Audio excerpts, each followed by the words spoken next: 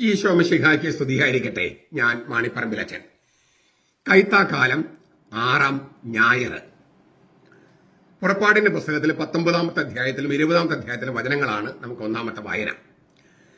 സീനായി ഉടമ്പടിയെക്കുറിച്ചുള്ളതാണ്. ഞാൻ അതിന്റെ വിശദാംശങ്ങളിലേക്ക് ഒന്നും പോകാതെ പ്രധാനമായിട്ടും രണ്ട് കാര്യങ്ങൾ പറയാൻ ആഗ്രഹിക്കുകയാണ്. 2 അല്ലെങ്കിൽ 3.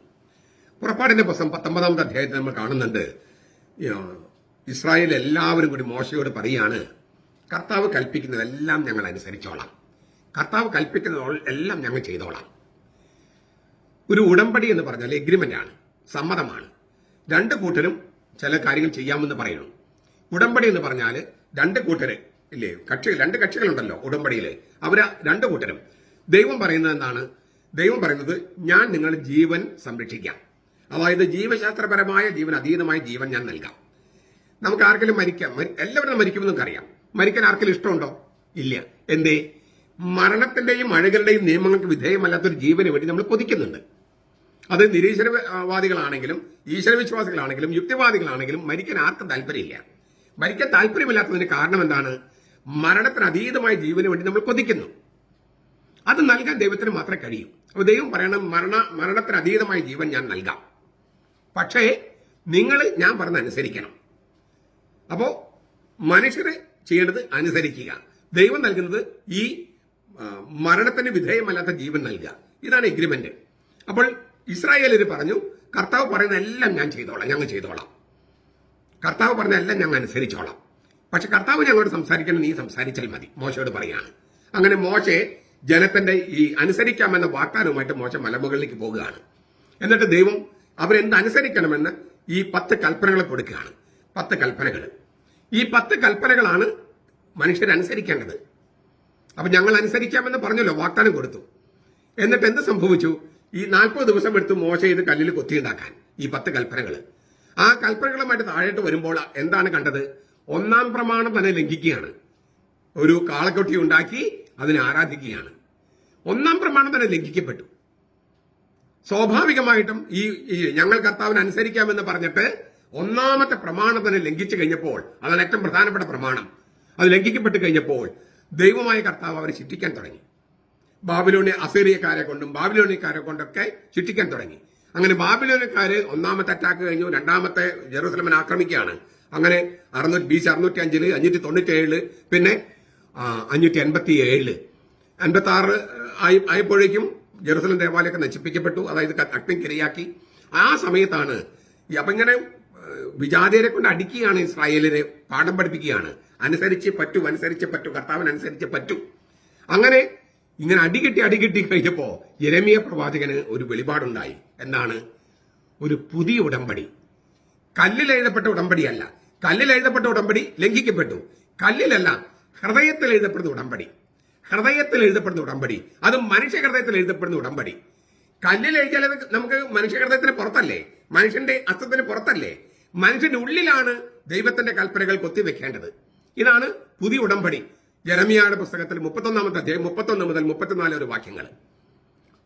ഞാൻ പുതിയ ഉടമ്പടി ഉണ്ടാക്കുന്ന ദിവസം വരുന്നു. കല്ലിൽ എഴുതപ്പെട്ടതുപോലെയല്ല, അത് ലംഘിക്കപ്പെട്ടു. മനുഷ്യ ഹൃദയത്തിൽ എഴുതപ്പെടുന്ന, മാംസളമായ മനുഷ്യ ഹൃദയത്തിൽ എഴുതപ്പെടുന്ന ഉടമ്പടി. അപ്പൊ നമ്മുടെ ചോദ്യം ഇതാണ്, ആരുടെ ഹൃദയത്തിലാണ് ലംഘിക്കപ്പെടാൻ പറ്റാത്ത അനുസരണം, അലംഘനീയമായ അനുസരണം ആരുടെ ഹൃദയത്തിലാണ്, ഏത് മനുഷ്യ ഹൃദയത്തിലാണ് എഴുതപ്പെട്ടത്? യെരമ്യ ഇത് പറയുന്നത് BC 587 മുൻപാണ്.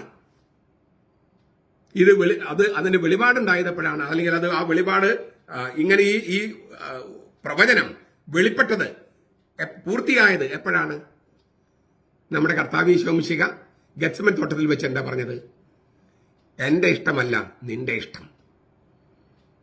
ഇത് ഇല്ലേ, അതിനു മുമ്പ് ഈ ഇസ്രായേലിന്റെ ആ കലാപം മുഴുവൻ കർത്താവില് സന്നിഹിതമാണ്. പിതാവേ എല്ലാം നിനക്ക് സാധ്യമാണല്ലോ, കഴിയുമെങ്കിൽ ഈ കാസ മാറ്റിത്തരണമേ, മരണമെന്ന കാസ മാറ്റിത്തരണമേ, മരണം വരെയുള്ള അനുസരണം എന്ന കാസ മാറ്റിത്തരണമേ എന്നാണ് കർത്താവ് ആദ്യം പറഞ്ഞത്. ഇസ്രായേലിന്റെ കലാപം മുഴുവൻ കർത്താവിന് സന്നിഹിതമാണ്.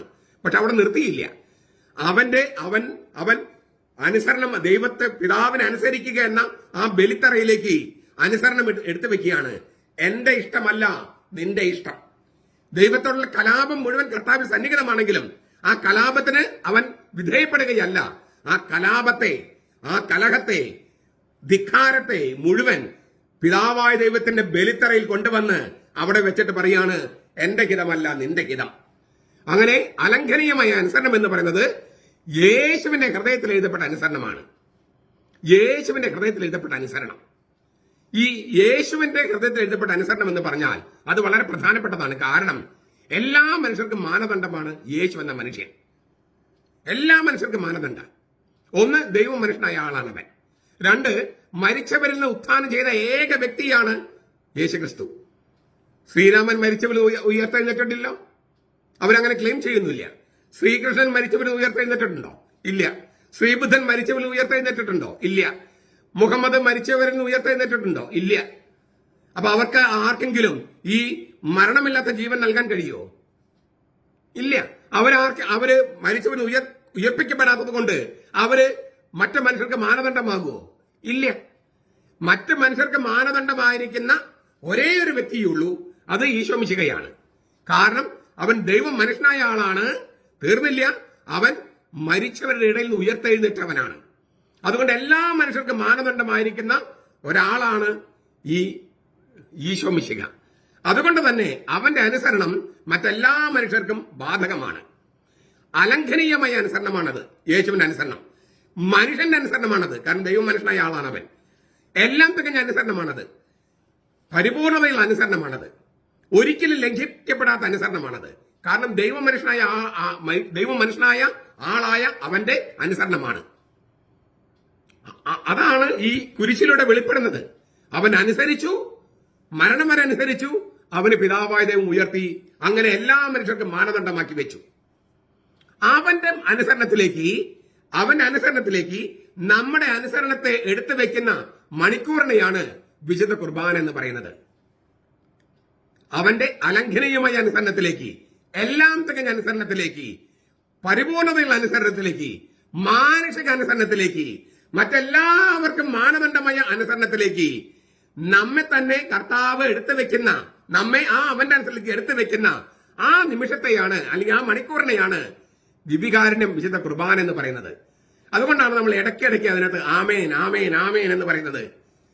അതായത് കർത്താവ് പറയാണ്, ഞാൻ ആമേനാണ്, വിശ്വസ്തനാണ് ഞാൻ, സത്യവാനാണ് ഞാൻ. നമ്മൾ പറയാണ്, സത്യമായും ഞങ്ങളും വിശ്വസ്തരായിരിക്കും, സത്യമായും ഞങ്ങളും വിശ്വസ്തരായിരിക്കും, സത്യമായും ഞങ്ങളും സത്യസന്ധരായിരിക്കും. അപ്രകാരമായിരിക്കട്ടെ എന്നാണ് നമ്മൾ നോർമൽ കേസിൽ ആമേൻ എന്ന് പറയുക. പക്ഷെ എമത്ത് എന്ന വാക്കിൽ നിന്നാണ്, ഹീബ്രു വാക്കിൽ നിന്നാണ് ഈ ആമേൻ വരുന്നത്. എമത്ത് എന്ന വാക്കിന് ശരിക്കർത്ഥം സത്യം എന്നാണ്. ഞങ്ങൾ സത്യമായിട്ടും നിന്നോട് വിശ്വസ്തനായിരിക്കും എന്നാണ് പറയുന്നത്. അപ്പോൾ നമ്മൾ അനുസരണം വാഗ്ദാനം ചെയ്തിട്ട് ഇല്ലേ, അനുസരണം നമ്മൾ കൊടുക്കുകയാണ്. എന്നിട്ട് ദൈവം നൽകുന്ന ജീവൻ, മരണത്തിന് വിധേയമല്ലാത്ത ജീവൻ നമ്മൾ സ്വീകരിക്കുകയാണ്. അത് സ്വീകരിക്കാൻ നമ്മുടെ അനുസരണം ഇങ്ങനെ ഇടയ്ക്കിടയ്ക്ക് പൊട്ടിപ്പോകുന്നതാണ്. നമ്മൾ ഇടയ്ക്കിടയ്ക്ക് കലാപത്തിനിറങ്ങും, ഇടയ്ക്കിടയ്ക്ക് നമ്മൾ ധിക്കരിക്കും, ഇടയ്ക്കിടയ്ക്ക് നമ്മൾ പാപം ചെയ്യും. അപ്പോൾ അങ്ങനെ മുറിഞ്ഞു പോകുന്ന അനുസരണമാണ് നമ്മുടേത്. അതിന്മേൽ ഉടമ്പടി സ്ഥാപിക്കാൻ കഴിയില്ല. മനുഷ്യന്റെ അനുസരണമായിരിക്കണം, പക്ഷെ അത് അലംഘനീയമായിരിക്കണം. അങ്ങനെ നൽകാൻ കഴിവുള്ള ഏക വ്യക്തിയായിരുന്നു ഈശോ മിശിഹ.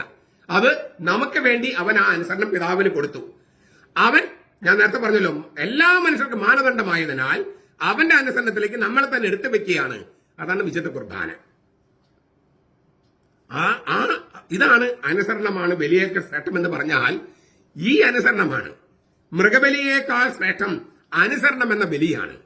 മൃഗബലിയേക്കാൾ ശ്രേഷ്ഠം അനുസരണം എന്ന ബലിയാണ്. അനുസരണം എന്ന ബലി ഇല്ലെങ്കിൽ ഈ ബലിയർപ്പണം തന്നെ ശരിയാകില്ല. ഇതുകൊണ്ടാണ് നമ്മൾ എറണാകുളം അങ്കമാലി അതിരൂപതയിലെ വിമത വൈദികരുടെ കുർബാന മെത്രമാര് വാലിഡ് ആണ്, ലിസിറ്റ് എന്ന് പ്രഖ്യാപിച്ചാൽ പോലും അത് വാലിഡ് ആകാൻ സാധ്യത കുറവാണ് നമ്മൾ പറയുന്നതിന് കാരണം ഇതാണ്. മാർപ്പാപ്പയെ ധിക്കരിക്കുക, സഭാതലം ധിക്കരിക്കുക, മെത്രാൻസിനെ ധിക്കരിക്കുക. മെത്രാന്മാരെല്ലാവരും മൗനം പാലിച്ചാലും അവരുടെ കൽപ്പനയും മാർപ്പാപ്പയുടെ കൽപ്പനയൊക്കെ ധിക്കരിച്ചുകൊണ്ട് കുർബാന ചൊല്ലുമ്പോൾ ആ കുർബാന വാസ്തവമാകാൻ പ്രയാസമാണ്. കാരണം കർത്താവിന് അനുസരണമാകുന്ന ആ ബലിയിലേക്ക് നമ്മുടെ അനുസരണം എടുത്തു വെച്ചാലേ കുർബാന എന്ന ബലി ശരിക്കും ബലിയാകും. അത് സംഭവിക്കുക എന്ന് പറഞ്ഞാൽ നമ്മൾ വിട്ടുകൊടുക്കണം. കലാപമുണ്ടാക്കിയിട്ടും കലഹമുണ്ടാക്കിയിട്ടും നമുക്ക് മുന്നോട്ട് പോകാൻ കഴിയില്ല. കർത്താവിന്റെ അലംഘനീയമായ എല്ലാം തികഞ്ഞ അനുസരണത്തിലേക്ക് നമ്മളെ തന്നെ എടുത്തു വെക്കുമ്പോൾ സംഭവിക്കുന്നതാണ് യഥാർത്ഥ ബലി. അനുസരണമാണ് യഥാർത്ഥ ബലി. അനുസരണമാണ് യഥാർത്ഥ ബലി.